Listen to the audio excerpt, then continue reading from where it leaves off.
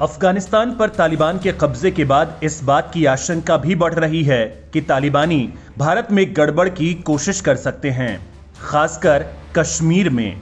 लेकिन मोदी सरकार ने क्लियर कर दिया है कि हम अभी तालिबान पर शक नहीं कर रहे हैं। तालिबान ने अलग अलग बयान में कहा है कि वो कश्मीर में हस्तक्षेप नहीं करेंगे, लिहाजा भारत फिलहाल उनकी बात पर भरोसा कर रहा है। लेकिन अगर तालिबानी गड़बड़ की कोशिश करते हैं तो उनसे निपटने के लिए हम पूरी तरह तैयार हैं। पहले भी तालिबानी आए थे और दूसरे देश के लोग भी आए थे, लेकिन वो अगर अब आए तो चोट तगड़ी लगने वाली है। अभी उनकी कही बात पर भारत भरोसा कर रहा है। मोदी सरकार मान रही है कि क्या ये 20 साल पहले वाला ही तालिबान है या फिर बदल चुका है, क्योंकि फिलहाल वो जो बयान दे रहे हैं वो बेहद अलग हैं।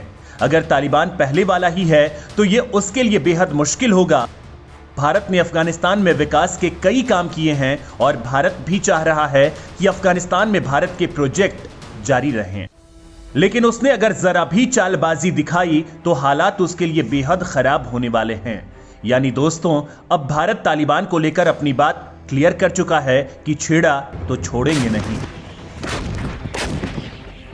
दोस्तों, अफगानिस्तान की तालिबान सरकार में वैश्विक आतंकियों को देखकर फिलहाल अमेरिका और रूस दोनों ही तगड़ी टेंशन में हैं और यहीं से एक बड़ा एंगल भी निकल कर आ रहा है। वो ये कि ये दोनों ही महाशक्तियां अपने खुफिया प्रमुखों को भारत भेज रहे हैं। ठीक से कहें तो फिलहाल अफगान रणनीति का नया सेंटर भारत बन चुका है, क्योंकि पंजशीर में भारत की प्लानिंग के बाद हालात काफी बदल चुके हैं। अब रूसी सिक्योरिटी काउंसिल के सचिव जनरल निकोलाई पात्रुशेव ने नई दिल्ली में प्रधानमंत्री नरेंद्र मोदी से मुलाकात भी की है, तो अमेरिकी खुफिया agency central intelligence agency CIA के चीफ विलियम बर्न्स भी दिल्ली आने वाले हैं। अमेरिका और रूस अफगानिस्तान के हालात को लेकर भारत के साथ संपर्क में है।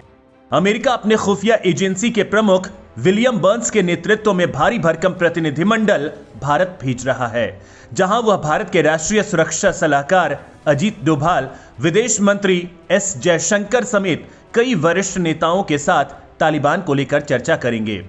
तो वहीं रूसी सिक्योरिटी काउंसिल के सचिव जनरल निकोलाई पात्रुशेव ने पीएम मोदी, विदेश मंत्री S जयशंकर और NSA अजीत डोभाल से मुलाकात की है, जिसमें कई बड़ी प्लानिंग पर चर्चा की गई है। वैसे दोस्तों, तालिबान से सुर में सुर मिला रहे रूस के सुर भी बदल गए थे जब 24 अगस्त को रूसी राष्ट्रपति व्लादिमीर पुतिन और प्रधानमंत्री नरेंद्र मोदी के बीच टेलीफोन पर बातचीत हुई थी। दरअसल दोस्तों, ना तो रूस और ना ही अमेरिका फिलहाल पाकिस्तान पर भरोसा कर सकता है और तालिबान की नई सरकार को देखकर हर कोई हैरान परेशान है, क्योंकि पूरी की पूरी सरकार आतंकियों की ही फैक्ट्री है। लिहाजा रूस को अफगानिस्तान में तालिबान के सत्ता में आने से इस्लामिक आतंकवाद के फिर से पांव जमाने का डर लगने लगा है।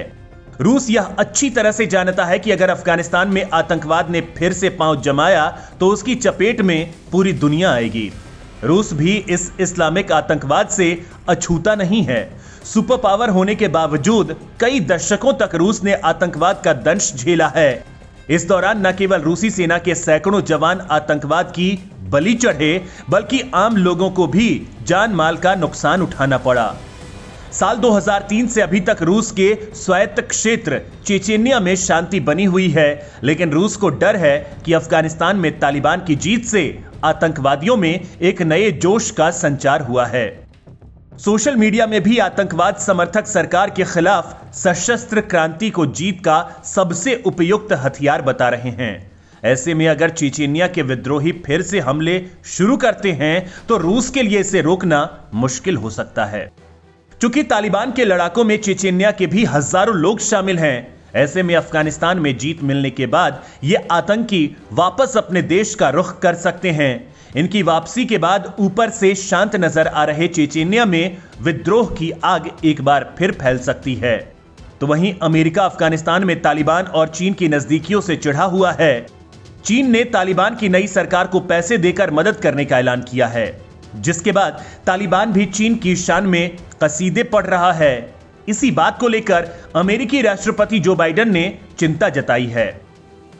उन्होंने कहा कि चीन के साथ तालिबान की नजदीकी अमेरिका के लिए चिंता की बात है। हम हर घटनाक्रम पर करीब से नजर रखे हुए हैं क्योंकि अफगानिस्तान में तालिबान के कब्जे के बाद से ही यह खतरा बना हुआ है कि इसकी कट्टरता और जिहाद की आंच मध्य एशिया के दूसरे देशों तक न पहुंचे।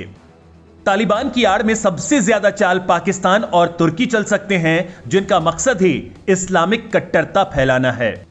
हालांकि इस चाल को बेकाम करने के लिए अब भारत और रूस ने हाथ मिलाया है और अमेरिका भी बीच में कूद चुका है। एनएसए अजित डोभाल और रूसी समकक्ष के बीच हुई मुलाकात के दौरान मध्य एशियाई देशों की सुरक्षा को लेकर भी काफी देर तक चर्चा हुई है। मामले के जानकारों ने बताया कि इस बात के ठोस संकेत मिले हैं कि तुर्की और पाकिस्तान मध्य एशिया के इन देशों में एनजीओ के जरिए अपनी पैठ बनाने में जुटे हैं। इन एनजीओ को इस्लामीकरण के प्रयासों को पूरा करने में तुर्की की तरफ से तकनीकी सहायता भी मिल रही है। ऐसा माना जा रहा है कि पाकिस्तान और तुर्की के इशारों पर अब कट्टरवादी इस्लाम के प्रसार के मिशन को पूरा करने के लिए तालिबान शासित अफगानिस्तान का सहारा लिया जाएगा। अल-कायदा का सहयोगी इस्लामिक मूवमेंट ऑफ उज्बेकिस्तान का अफगानिस्तान में सक्रिय कैडर है और यह उज्बेकिस्तान के फरघाना वैली में काफी प्रभावी संगठन भी माना जाता है। लिहाजा अब रूस और भारत ने मध्य एशियाई देशों के साथ मोदी सरकार की वार्ता को बढ़ाने पर भी विचार किया ताकि द्विपक्षीय संबंधों को आगे ले जाया जा सके। वैसे इस इलाके में भारत का पहले ही तजिकिस्तान से रक्षा और सुरक्षा क्षेत्र में गहरा संबंध है और अब बाकी देशों के साथ भी तगड़े संबंध बनने वाले हैं।